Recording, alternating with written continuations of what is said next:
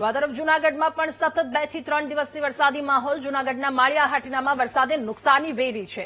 પીખોર ગામે પુલ તૂટી જતા ખેડૂતો મુશ્કેલીમાં મુકાયા. રસ્તો બંધ થઈ જતા ખેડૂતો પોતાના ખેતરમાં પણ નથી જઈ શકતા.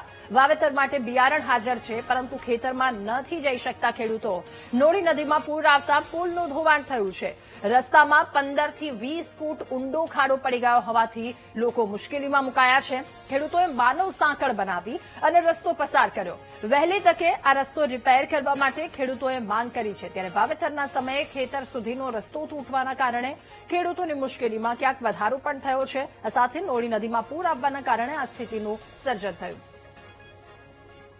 પરિસ્થિતિ અહીંયા 7 થી 7 દિવસથી અહીંયા વરસાદના હિસાબે પુલ તૂટી ગયું છે.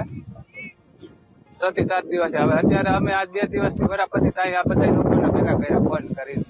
અત્યારે અમારે વાવેતર કરવામાં બહુ તકલીફ પડે. બીજ ઉપર બધું લઈ જવું પડે. લઈ કઈ રીતના જવાનું છે? અત્યારે અહીંયા આવું પુલ પડી ગયો છે. અમારે હાલી જવાનું હોય તો તકલીફ પડે. અમારે વાવેતર કરવા કેવું છે? અહીંયા આજુબાજુમાં નોળી નદી આવેલી છે. આ રસ્તો આ એક જ.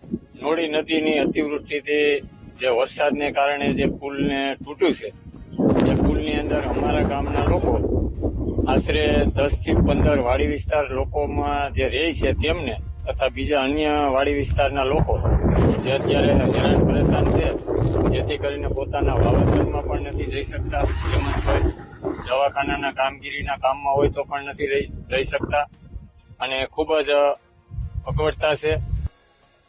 જૂનાગઢમાં જે અનરાધાર વરસાદ વરસ્યો હતો, જે તાલુકાભરમાં જે અનરાધાર વરસાદ વરસવાને લઈ જે જૂનાગઢના જે તાલુકાઓ છે તેમાં જે વાત કરવામાં આવે તો રસ્તાઓ ધોવાયા હતા, જે પુલ ઉપર જે પાણી ફરી વળ્યા હતા અને જેને લઈ જે પુલની બાજુમાં જે એપ્રોચ રોડ હોય છે તે ધોવાયા હતા. તે માંગરોળ તાલુકામાં પણ આવો જ એક બનાવ બન્યો હતો. ત્યારે જે માળિયા તાલુકા છે તેમાં પીખોર ગામ આવેલું છે. પીખોર ગામમાં પણ જે નોળી નદી પસાર થઈ રહી છે, આ પસાર થતી હોય છે ત્યારે આ જે પાણી આ જે પુલ ઉપર ફરી હતા, જેને લઈ જે પુલ ઉપરનો જે એપ્રોચ રોડ હતો તે ધોવાયો હતો. હાલ તો જે આ રોડ છે તેની સામેની બાજુ 50 થી 60 લોકોનો આજે અવર જવર કરવાનો જે રસ્તો છે તેને લઈ મુશ્કેલીનો સામનો કરવો પડી રહ્યો છે. આપ જે દ્રશ્યો જોઈ રહ્યા છો, આ સમગ્ર જે એપ્રોચ રોડ હતો ધોવાયો છે. 20 થી જેટલો ફૂટ જેટલો ઊંડો ઉતરી ગયો છે.